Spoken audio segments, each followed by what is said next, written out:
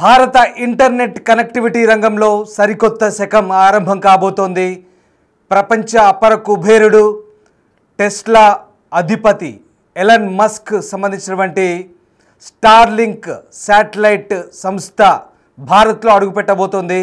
ఇప్పటికే జియోతో పాటు వన్వెబ్ సంస్థ తర్వాత మూడవ శాటిలైట్ సంస్థగా భారతీయులకు ఇంటర్నెట్ సేవలు అందించబోతోంది ఎలన్ మస్క్ స్టార్లింక్ సంస్థ. ఎస్, మీరు వింటుంది నిజమే. భారత్లో స్టార్లింక్ సేవలకు కేంద్ర టెలికాం మంత్రిత్వ శాఖ లైసెన్స్ జారీ చేసింది. ఇకపై భారత్లో ఎలన్ మస్క్ స్టార్లింక్ సేవలు అందించబోతోంది. దేశంలో శాటిలైట్ ఆధారిత ఇంటర్నెట్ లైసెన్స్ పొందింది.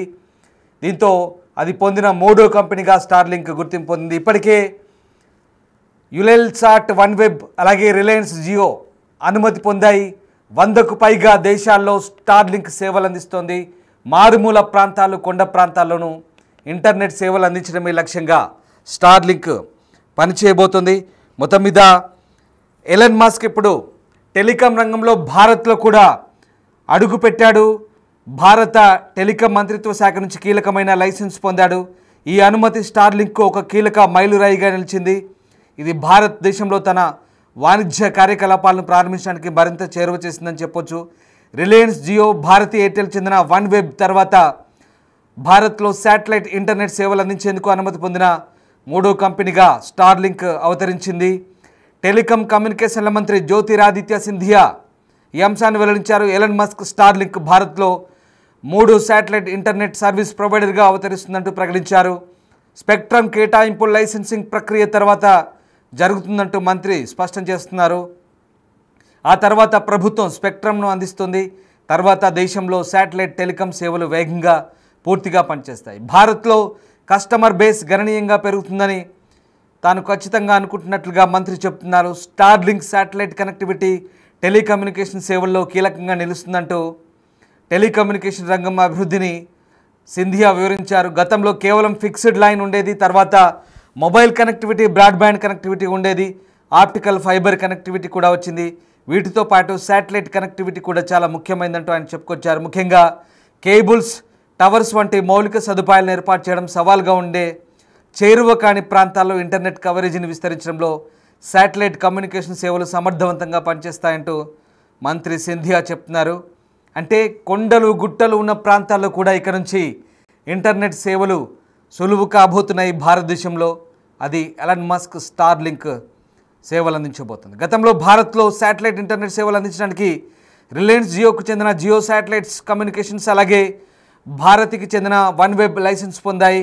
ఇప్పుడు స్టార్లింక్ కూడా ఈ జాబితాలో చేరడంతో భారతదేశంలోని మారుమూల ప్రాంతాలతో సహా ఎక్కడైనా హైస్పీడ్ ఇంటర్నెట్ లభించే అవకాశాలు గణనీయంగా మెరుగుపడబోతున్నాయి.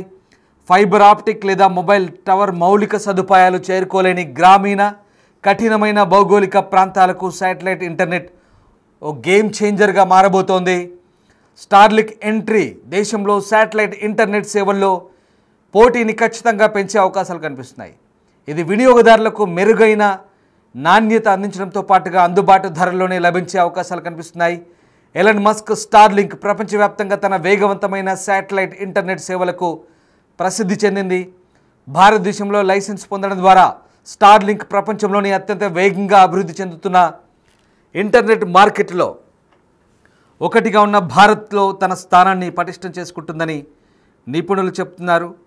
మొత్తం మీద ఎలన్ మస్క్ స్టార్లింక్ ఇండియాకైతే వచ్చేస్తుంది. ప్రపంచ కుబేరుడు ఎదురు చూస్తున్న రోజు రాని వచ్చింది. ఆయనకు చెందిన ఇంటర్నెట్ సేవల సంస్థ భారత మార్కెట్లో ఎంట్రీకి చేసిన ప్రయత్నాలకు ప్రస్తుతం గ్రీన్ సిగ్నల్ లభించింది.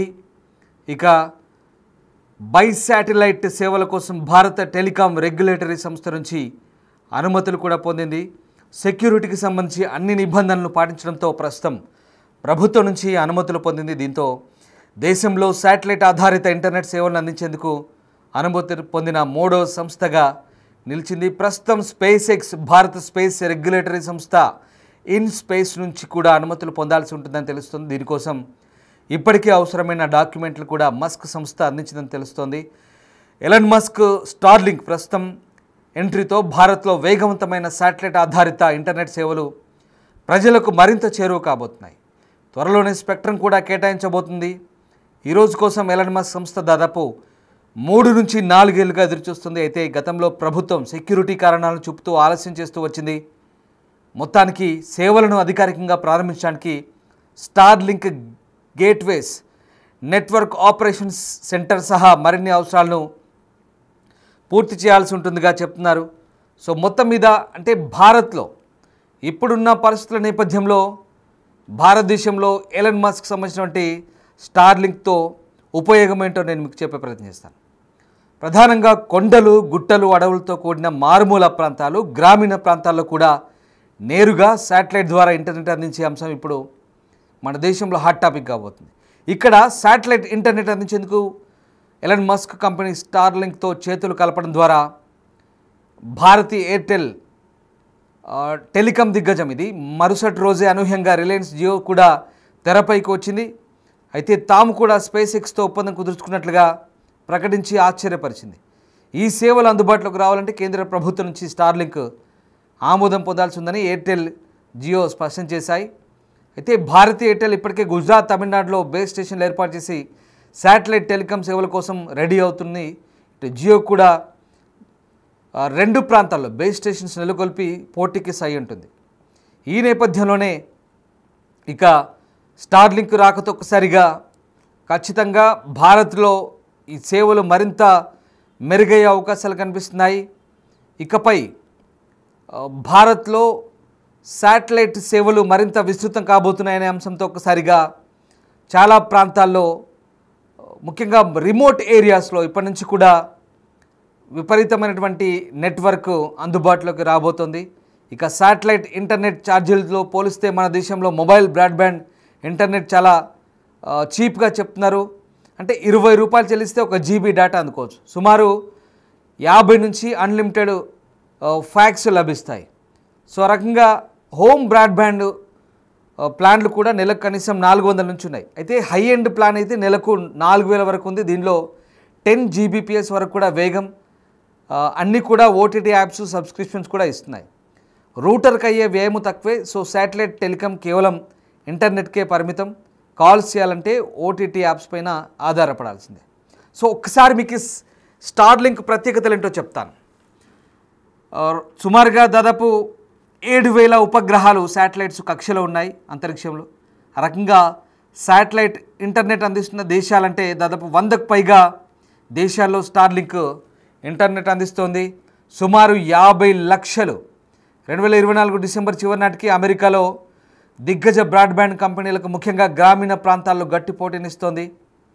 మారుమూల ప్రాంతాలు, పల్లెలకు కూడా వేగంగా ఇంటర్నెట్ అందిస్తుంది. విద్య, ఆరోగ్య సేవలు, ఈ-కామర్స్కు ప్రస్తుతం వెన్నుదన్నుగా నిలుస్తోంది. ఇక మన భారత్లో అయితే దాదాపు 94.5 కోట్ల మంది బ్రాడ్బ్యాండ్ వినియోగదారులు ఉన్నారు. అందులో దాదాపు 90.5 కోట్ల మంది వైర్లెస్ మొబైల్ ఇంటర్నెట్ వాడుతున్న పరిస్థితి కనబడుతోంది. సో ఆ రకంగా మనకు విపరీతమైనటువంటి ఉపయోగం ఉండే అవకాశం కనిపిస్తోంది. సో ప్రధానంగా భారతదేశంలో మాత్రం ప్రస్తుతానికి స్టార్లింక్ సేవల ద్వారా విస్తృత నెట్వర్క్ పెరిగే అవకాశాలు కనిపిస్తున్నాయి. అంతేకాదు భారత్లో స్టార్లింక్ ఎంట్రీతో ఒక్కసారిగా పోటీ వాతావరణం పెరిగి ఇంటర్నెట్ మరింత చౌకయ్యే అవకాశం అయితే కనిపిస్తోంది.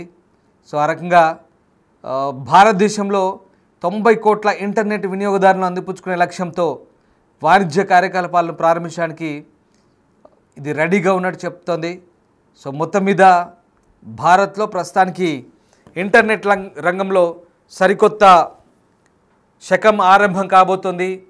ఇప్పటికే భారతీ ఎయిర్టెల్ సంబంధించిన వన్ వెబ్ ఉంది, అలాగే జియో కూడా ఉంది. దీంతో పాటు ఇప్పుడు ఎలాన్ మస్క్కు చెందిన స్టార్లింక్ రావడంతో ఒక్కసారిగా భారత్లో ఈ ఇంటర్నెట్ సేవలు మరింత విస్తృతం కాబోతున్నాయి. ప్రధానంగా ఇప్పటి వరకు అంటే రిమోట్ ఏరియాస్లో, కొండ ప్రాంతాల్లో కావచ్చు, అలాగే మారుమూల ప్రాంతాల్లో, ఎక్కడైతే ఈ నెట్వర్క్ లేని ప్రాంతాల్లో, ఎక్కడైతే కేబుల్ నెట్వర్క్ లేని ప్రాంతంలో, బ్రాడ్బ్యాండ్ నెట్వర్క్ లేని ప్రాంతంలో ఇప్పుడు శాటిలైట్ ఇంటర్నెట్ సేవల ద్వారా విస్తృతమైనటువంటి పరిధి పెరిగే అవకాశం ఉంది, నెట్వర్క్ పెరిగే అవకాశం ఉంది. ఖచ్చితంగా స్టార్లింక్తో పోటీ పెరిగి ఇంటర్నెట్ అనేది మరింత చౌకయ్యే అవకాశం కనిపిస్తుంది, మరింత చీప్గా భారత్లో దొరికే అవకాశం కనిపిస్తుంది. ఏదేమైనప్పటికీ కూడా ఇప్పటికే 100కు పైగా దేశాల్లో సేవలు అందిస్తున్న ఎలన్ మస్క్ చెందిన స్టార్లింక్ ఇప్పుడు భారత్లో అడుగుపెట్టడం ద్వారా సరికొత్త అధ్యాయం షురూ కాబోతుందనడంలో ఎలాంటి సందేహం లేదు. ఇప్పుడున్నటువంటి జియో కానీ భారతీ ఎయిర్టెల్ వన్వెబ్ కానీ ఖచ్చితమైన పోటీ ఇవ్వబోతోంది. టెలికాం మంత్రిత్వ శాఖ ఇప్పటికే దీనికి అన్ని అనుమతులు ఇచ్చింది. ఇక మరికొద్ది రోజుల్లోనే స్టార్లింక్ ద్వారా ఇండియాలో ఇంటర్నెట్ సేవలు మరింత విస్తృతం కాబోతున్నాయి.